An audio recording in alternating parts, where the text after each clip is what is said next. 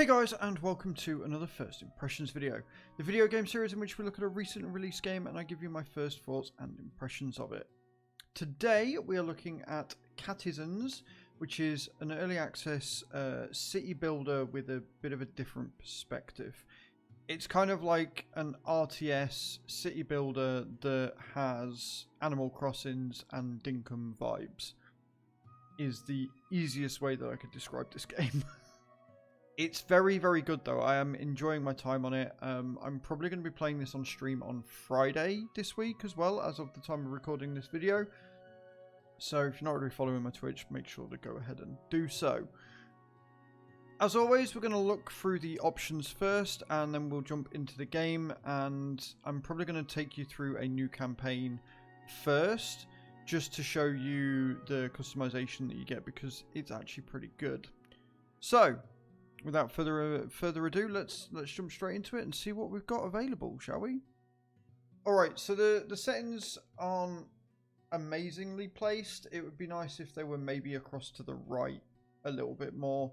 If they're going to just go with this screen on top of screen, it looks a bit sort of awkwardly placed, but that is just a subjective thing. It's purely cosmetic, purely aesthetic, but it would be nice if it was placed further to the right so it would look, you know, you've got all this space here and it's overlapping on the previous menu, which can also, interestingly enough, still be selected.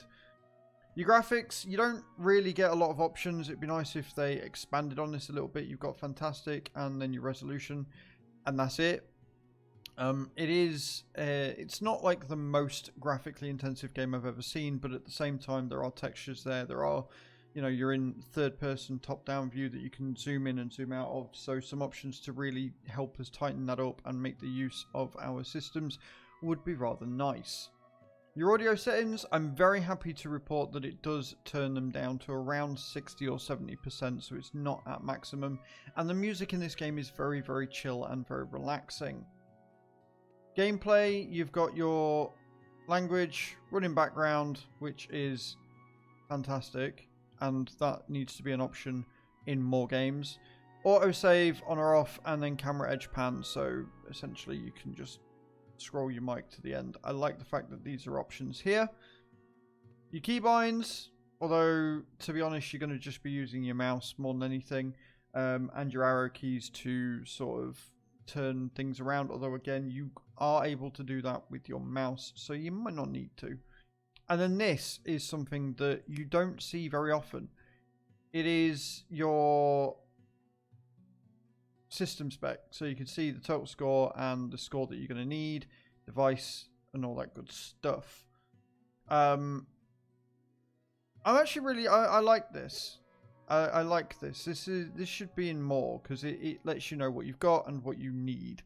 So obviously I am way above score, so we're all good on that one. And that's your options, really. Let's jump into the new player creation and see what that's got in store for us, shall we? Alright, so this is the creation screen. You get one male cat and one female cat, by the look of this. And you are able to do them up as you see fit. You've got a lot of customization options, which is awesome. You can name them, and basically you've got a knight who is going to be basically there to defend you and fight stuff, and then you've got your architect who you're going to use in order to build all your buildings and enable more people to come to your town. You've got ears, eye shape, eye color, base coat, base color, pattern, and pattern color. And then you've got your mouth type as well, which I think is really, really cool. I love the fact that you've got so much customization. You can then also muck around with the points if you wanted. You get a number of points to start with, and it will put them on pretty much a default thing. You've got a lot of customization here, which is kind of awesome. One thing I do wish, instead of having to tap these arrows, if you could just click and drag, but that's just a me thing. But yeah, like, I love the customization. I really, really do. I think it's really neat that you can customize these. It does, however, look like once you start getting villagers in, those you can't customize. So that's important to note as well. I don't know if you can change the name in them. I haven't really looked into it. It doesn't really matter when you're in the game what they're called. But yeah, so that's the customization. You've got a lot of options here, and each one has, you know, different shading. You can do all sorts. Like, I'm really happy with this screen. But let's look at the gameplay and see what that's all about. Alright, we're in the game. As you can see, I have paused it so I can explain everything, then we'll start it up and get going. When you play campaign, because you've got campaign and sandbox mode, you have a number of objectives to get through, and then you will move on to the next area. And once you've moved on to the next area, you will have more objectives, and essentially you'll be building each settlement bigger and bigger each time. So for this one, we've already built the market, we've got that one done. We've got to clear all the enemies out, which will just have to be found. So it works off like a sort of an RTS map where you have to walk to it to sort of discover it. They did this a lot in like the old Red Alert Command and Conquer games back in the day. You've got to get your town's popularity up to at least level 2, and then you've got to find the edge of the forest. The best way to do that, honestly, is to use your knight, because as you explore, you're likely to run into enemies, and the only one that can really fight the enemies is your knight. So you're going to want to basically take them out and do that. Now, if we press play, you'll see these little symbols above their heads, and that basically means that they have either something wrong or something that they're doing or something that they want to do. And it's important to keep on top of that so that you can keep your citizens happy and, again, increase the wanting of your sort of state, your village, your settlement, etc. You can click on each person here and it will come up with a list of their traits. It will come up with any bonuses or debuffs that they've got, and it will come up with their main stats. So as you can see, Azraels here is pretty happy. She's very happy. She's content. And she's got nice warm bread. She's made some food.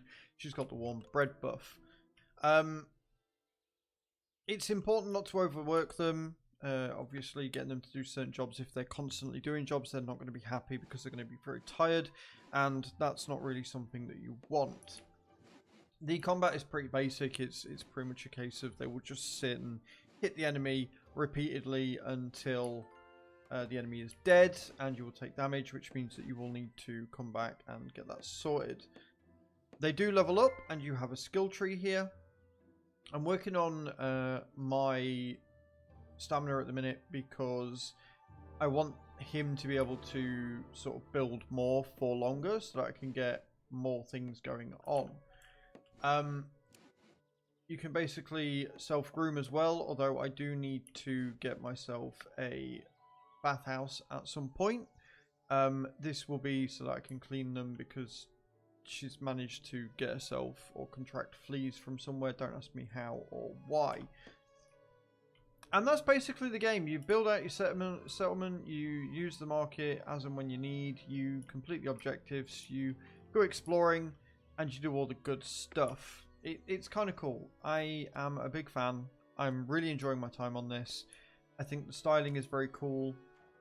If I had any sort of qualms about the game, it would be that the building placement and having to use your arrow keys to move it is a little bit finicky. But the tutorial explains it pretty well. We've got somebody wanting to join. Animal lover. Domestic. We're going to go with the domestic one. There you go. So we're increasing our town because obviously, as you can see, we're getting more cottages, which allows us to increase our capacity, which means we can do more. So we've completed the 2-star town popularity. I don't know why it's not clicked yet, but there you go. And that's it. That's the game. It's a city builder with RTS elements that is very similar to Animal Crossing and Dinkum and other games of the sort. So there you have it, guys. Let me know in those comments down below what you think. This is Catizens. It is in early access, so things are subject to change, but I really like it. I'll probably end up playing this on Friday on stream, so make sure you're here for it. Thank you very much for watching, and I shall see you all next time. Ciao, ciao.